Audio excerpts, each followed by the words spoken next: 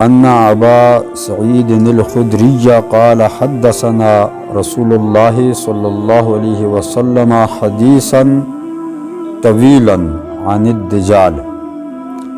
حضرت ابو سعید خدری رضی اللہ تعالی عنہ روایت کرتے ہیں، آپ فرماتے ہیں کہ حضور اکرم صلی اللہ علیہ وسلم نے دجال کے بارے میں ایک لمبی حدیث بیان فرمائی۔ فَكَانَ فِيمَا حَدَّثَنَا بِهِ أَنْ قَالَ يَأْتِي الدَّجَالُ وَهُوَ مُحَرَّمٌ عَلَيْهِ أَنْ يُدْخَلَ نِقَابَ الْمَدِينَةِ يَنْزُلُ بَعْدَ الصَّبَاحِ الَّتِي بِالْمَدِينَةِ۔ آپ فرماتے ہیں کہ حضور اکرم صلی اللہ علیہ وسلم نے ارشاد فرمایا کہ دجال مدینہ منورہ کی تھور زمین میں اترے گا۔ تھور بھی کہا جاتا ہے اور شور بھی، شورستان یعنی پتھریلی زمین،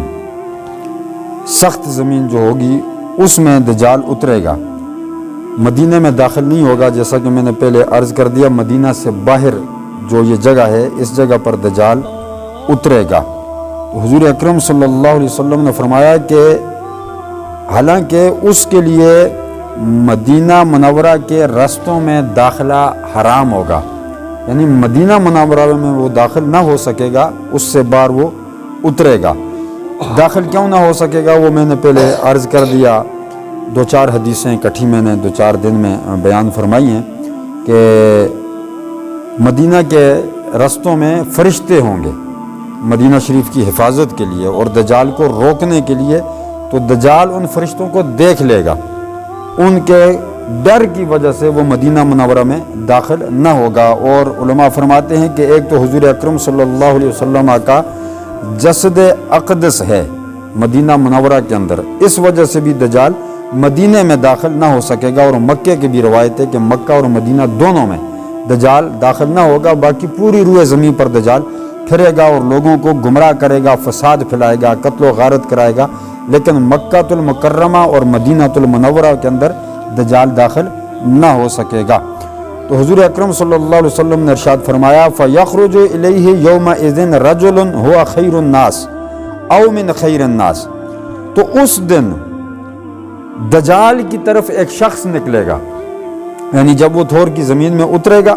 تو اس دن اس کے سامنے ایک شخص نمودار ہوگا، اس کی طرف اللہ تبارک و تعالیٰ کی طرف سے ایک شخص نکلے گا، اور شخص کون ہوگا نام نہیں آیا حدیث کے اندر، لیکن وہ خضر علیہ السلام ہوں گے۔ فرمایا کہ وہ خضر علیہ السلام ہوں گے جو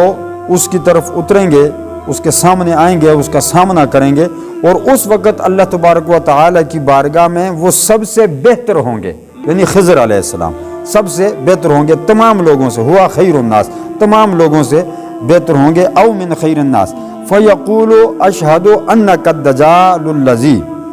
تو حضور اکرم صلی اللہ علیہ وسلم نے ارشاد فرمایا کہ خضر علیہ السلام اس کو کہیں گے، دجال کو، اس کو دیکھ کر، اس کا سامنا کر کے، سامنے کھڑے ہو کر خضر علیہ السلام فرمائیں گے کہ میں گواہی دیتا ہوں کہ تو ہی دجال ہے،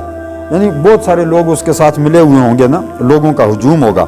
تو لوگ کوئی اس کے روب کی وجہ سے، اس کے ڈر کی وجہ سے اس کا ساتھ دے گا، کوئی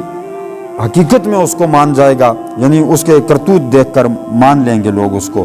تو خضر علیہ السلام اس کی مخالفت کریں گے اور کہیں گے کہ میں گواہی دیتا ہوں کہ تو دجال ہے۔ حدثنا عنک رسول اللہ صلی اللہ علیہ وسلم حدیثہ، تو وہی دجال ہے جس کی خبر رسول اللہ صلی اللہ علیہ وسلم نے دی ہے۔ یعنی ہمارے نبی کی شان دیکھیں کہ خضر علیہ السلام قرب قیامت میں دجال جب نمودار ہوگا اس وقت سامنے آئیں گے، اور اس وقت خضر علیہ السلام یہ کہیں گے کہ ہمیں رسول اللہ نے خبر دی ہے کہ تو دجال ہے، یعنی کہ خضر علیہ السلام بھی حضور کی شریعت پر ہوں گے، یعنی کہ مانیں گے کہ رسول اللہ کے آخری پیغمبر جو ہیں انہوں نے فرما دیا تھا کہ دجال ایسا ہوگا، تو سو تیرے اندر وہی نشانیاں ہیں، تو ہی دجال ہے۔ فَيَقُولُ الدَّجَالُ أَرَأَيْتَ إِن قَتَلْتُ هَذَا ثُمَّ أَحْيَيْتُهُ هَلْ تُشُكُّونَ فِي الْأَمْرِ۔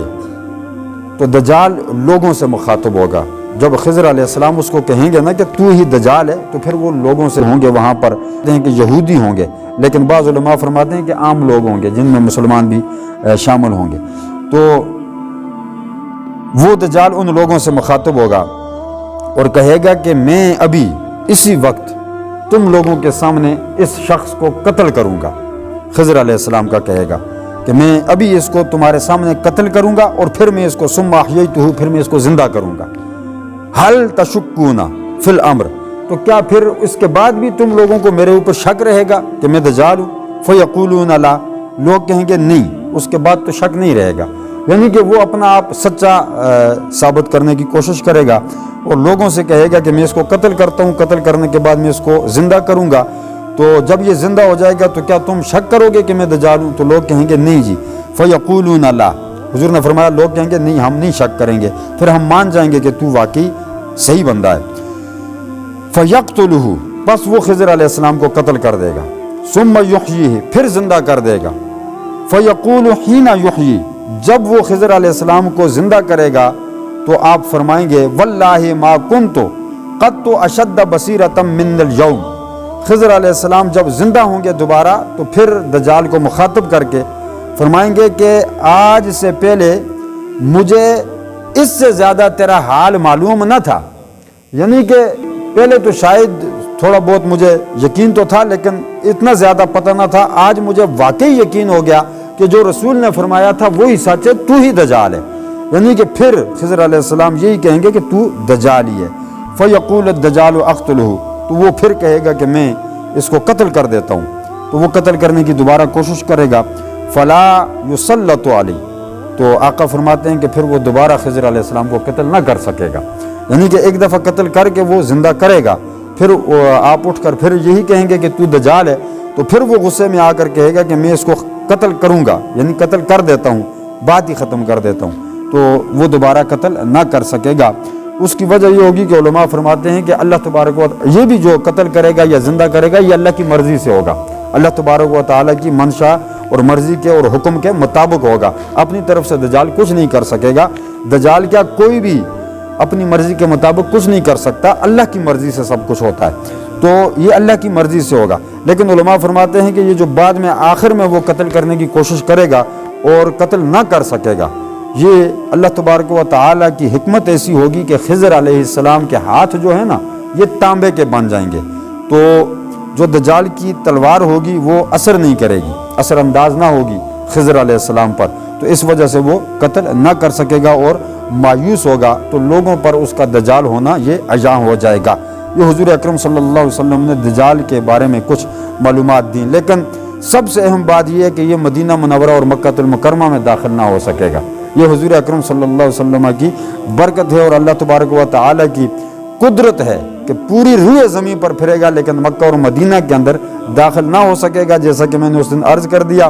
کہ قرب قیامت میں کوئی جگہ نہ ہوگی جہاں لوگوں کو پناہ ملے، لیکن مدینہ المنورہ ایسی جگہ ہوگی کہ آقا نے فرمایا کہ لوگ مدینہ کے اندر پناہ لیں گے، لیکن مومن لوگ پناہ لیں گے، منافقین کو سرزمین مدینہ اپنے اندر سے نکال کر باہر پھینک دے گی، یہ حدیث میں بیان کر چکا بخاری کے اندر۔ منافق کافر لوگ جتنے ہوں گے مدینہ منورہ کی زمین کانپے گی، زلزلہ آئے گا،